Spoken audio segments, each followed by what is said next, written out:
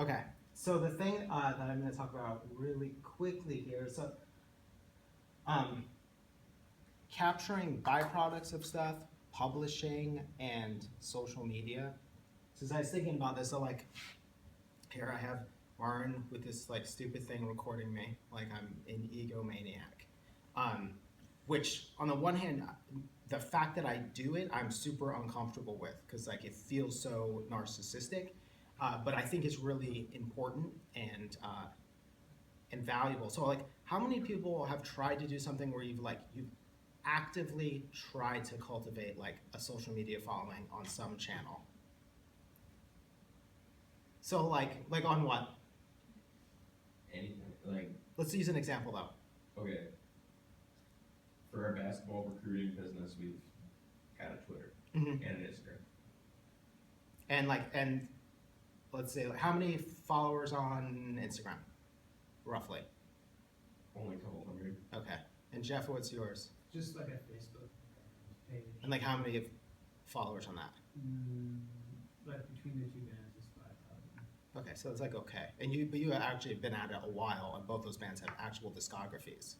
Yeah. Okay. So I do the same thing. I've noticed that it is really, really hard.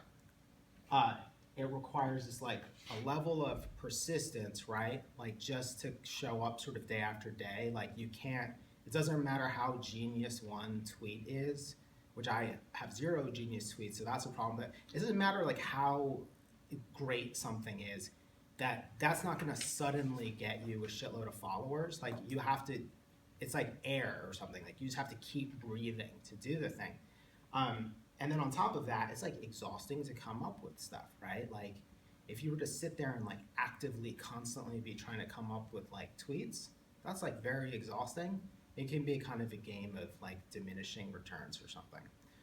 Especially like if you're not going to do a kind of tried and true method. So like, you know, a tried and true Instagram method is be a gym bro, travel around the world, and constantly post photos to try to make people jealous of your life. Or you could do the thing where you're the girl with the inspirational quotes in the Huff weed socks with the snapback hat, who's always naked with inspirational quotes. Those are like the two tried and true. Everything else is difficult and hard. And like as a sort of good example is, my wife is very selective about what she posts on Instagram. She'll post like one image every couple days. And the thing that always amazes me, I get a little bit jealous of, is she'll post it and they'll be like, immediately it has like 70 likes, which like if you're on Instagram, you know that that's like a good thing. But never any new followers. So like day after day, like 70, 80, like so many more than I get, but I have like 700 followers and she has like 150. So what happens is like she puts this thing out in the world and somehow it gets a whole bunch of attention real quick, and that attention doesn't convert. Now on the one hand, she does that because she likes taking photos and she likes putting them out and she's sort of selective, and so she does it in a way that sort of feels right to her. But on the other hand, like it blows my mind that 70 people who don't know her would see an image and be like, oh shit, that's beautiful. Like how did they even find it? They're actively looking for other stuff. And then to be like, not investigate any further, that's like such a critical thing to think about. Like that so many of the people who see your stuff, they don't investigate further. So one of the things you have to do is show up again and again and again. You basically have to be like a corporation. Like you have to constantly be in front of people. Like you can't buy one billboard for 1 week and expect it to do anything. You have to keep being there and become like kind of omnipresent. So how to do that in a way that is sort of like effective, and not hard to do, where you're not like making your life these activities. Because like I don't know if I think making your life Instagram is a super great idea, but maybe someone try it and let me know. The thing that I sort of look at is like try to grab byproducts from what you're doing already, so that you're cultivating an audience that's in line with the activities you're already doing. So like you could try to build an Instagram audience by taking like those kind of generic landscapes that are super filtered out and they're really conventionally beautiful, but like it would, you'd have to go through all this effort to make something that's like not authentic to you. Or you could sort of trickle one little person at a time, finding people who are interested in the same stuff as you, that are gonna start like looking at your stuff and supporting your work, and then hopefully you can build up an audience that's actually relevant later. Cause like if you do the Huff Weed Socks approach and like the Gym Bro approach, the problem is like when you're selling graphic design later, there's not gonna be any real crossover between your audience of thirsty dudes or Gym Bro devotees, right? Like they're probably not gonna hire you to design a book. So it's like, it was kind of a wasted effort. So one of the things that I look at is the idea of like taking all these byproducts and then trying to capture them and share them. So a good example is recording, like knowing I'm gonna talk about something in class, recording that thing and putting it out in the world. It does kind of two things that are nice. One, it forces me to probably do a slightly better job than if I'm in casual mode, kind of chatting, right? Because I have to be like actively speaking. But then two, it's like, it's taking this thing that affects right now 7 people, or 8, including me, and potentially putting it out and finding a bigger audience that's relevant and in the same interests. So the thing that always kind of surprises me, so like a kid jumped in here the other night, like stuck his head in and was like, hey, did you do this talk on Gerhard Richter? I was like, yeah. And he's like, oh, I saw it last year on YouTube. So as a talk I gave at MCAD, he found it on YouTube. He wasn't looking for it. He was looking for a Gerhard Richter documentary. And instead he found my talk with the snarky title of How to Paint Like Gerhard Richter and watched that. So this video is by far watched more than anything else I've done. It has 38,000 views. What's amazing to me is you can't see the audience. There's maybe 18 people in that room. So, and my favorite thing is like there's the dude like arguing in the comments. I really love the fact that it has 22 thumbs down, because like you can only get 22 of them if a lot of people are seeing it. Like the thumbs down is the best thing that you can ask for, because it means people who aren't your friends are watching it. Just like great. If I had just done the talk, like it would have been fine. It would have been great. But the only people that would have seen it were like the 28 people in that room, or the 40 people, however many were in 140 that day. And instead, like at some point, it's going to be like 40,000 people have seen this thing. Like when you search for Gerhard Richter, this shows up. But all this is a byproduct, right? Like we just turned on a camera and made sure to capture a thing we're already doing. Most of my Twitter is actually just comes from research for design projects or for teaching stuff.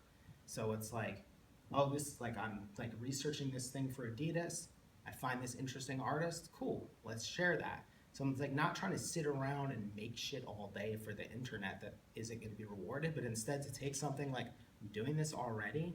Let's just move this over here and leave this nice kind of breadcrumb trail of activities. But I think one of the things that's really hard is that like when people say like, oh, you should do social media, it sounds like labor. And to be sure, you could treat it like labor. But a probably more holistic thing is just to look for what are you doing already that you can pull out. And this is like one of the weird benefits of actually having a good process is you just leave this wake behind you of interesting stuff, whether it's sketches, whether it's articles that you're reading, whether it's cool images you're finding. But there's all this stuff that you can put out in the world and other people are going to get value out of that, and that's like going to help you cultivate an audience. And eventually maybe you'll leverage that audience for something. Maybe it'll just be that it's one thing that sort of makes you randomly known, but that kind of helps, right? Like every little thing helps. Like there's no downside to people knowing who you are. Even if you're like a scumbag, it's pretty much all upside, provided you leverage it. If you didn't want to be known as being a lunatic racist, then it's a problem. But if you kind of own it, well, at least you can connect with all the other lunatic racists, and then you have like your people, right? I'm not sure that's a good thing, but you could do that. So something like this, like capturing the class in a way that's like actually kind of awkward, like I'm uncomfortable doing it, but doing it could have real value. Like it have real value to other people. So like as you're making your stuff, just like look for the things that you can put out in the world and share with people and find a like-minded audience or collaborators or potential future clients. Like it doesn't just have to be here's the thing I made, pay attention to it, hire me. It can be, here's all this cool stuff that I encounter on the path to the things that I make, which can be really good if you're like uncomfortable with sharing your work with people. And there's ways to find it so it works, again, like work with reality, like what works for you. So don't suddenly try to rewrite how everything operates in your life in order to be like to social media maven or something, but just look for the things that you could do already, that it wouldn't be an effort to grab that image and be like, here's this amazing painter I found, boom. And that, you know, maybe day by day you turn your like 350 Twitter followers into 400 or whatever, because like no matter what, it's like kind of a slog. But if you ever want to say publish a book and then sell that book to those people, the good rule of thumb is to assume that, you know, like if you follow Twitter analytics, you put something out, like I've seen stuff like it blows my mind, like something that will say like it's gotten 25,000 impressions, like 25,000 people have seen the tweet. But then it gets like retweeted like 10 times. And then it's like you get one new follower out of that. Like, so the trickle down is sort of like, assume out of all the stuff you put out, only 10% of your audience that you currently have is gonna see it. And then assume out of that, only 10% might even do shit about it. You can be sort of very like cynical about it, or you can just assume you're in business. And that like you're in the business of like, if you wanna sell a book or a record, you tweet that out to 500 people. Okay, and 10% of 500 is 50. 10% of 50 is 5. So you have 5 people who might go to your website. 10% of 5 is 0.5. So you maybe half a person who might buy the record when they're at the website. So therefore, like building an audience is really critical. There is no downside to having an audience. Who knows, like your audience might end up being all your future employers or future clients if you're posting relevant stuff and you're being useful and not just sort of nagging people and saying, pay attention to me, give me money, blah, blah, blah. That makes sense? Anyone have any questions or comments? As far as I'm concerned, like this thing is the best evidence of like why it's great to capture stuff. Because it's like, I can try to push people to watch something. Like there are many things I've said on YouTube that I think are more important than anything I've said in here. And 15 people have seen that. And like, luckily I like making videos. But I can't argue with the fact of like how strange it is that there's barely anyone in that room, but then there's 40,000 strangers around the world that watched it and that send notes or that argue about it or whatever. It's like fantastic. I think I just need to name more things with snarky bullshit, and maybe then that will happen more often, but I can't really control that. So that's my little bit of like, and I think you should do this now.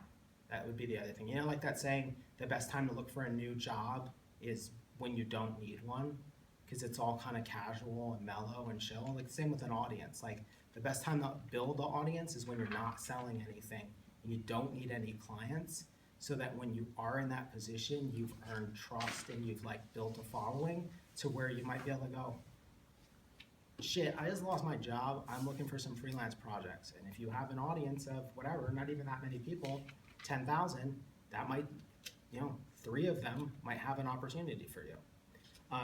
So don't discount the importance of it. Just assume like it's a super noisy world and you have to make some noise too if you're gonna like cut through all of that. Okay, so I don't know, any questions or comments?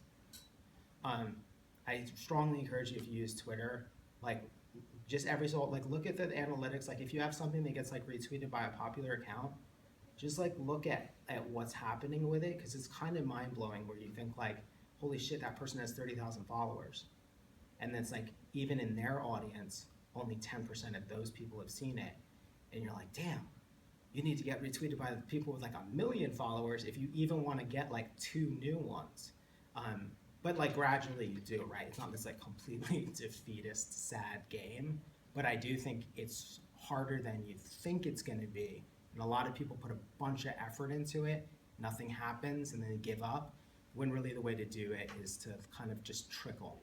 Like grab the shit that you're doing, find a way to share it that's comfortable and natural to you, and you know, make it like anything else. Like try to make it more of like a healthy addiction than like a horrible slog, you know what I mean?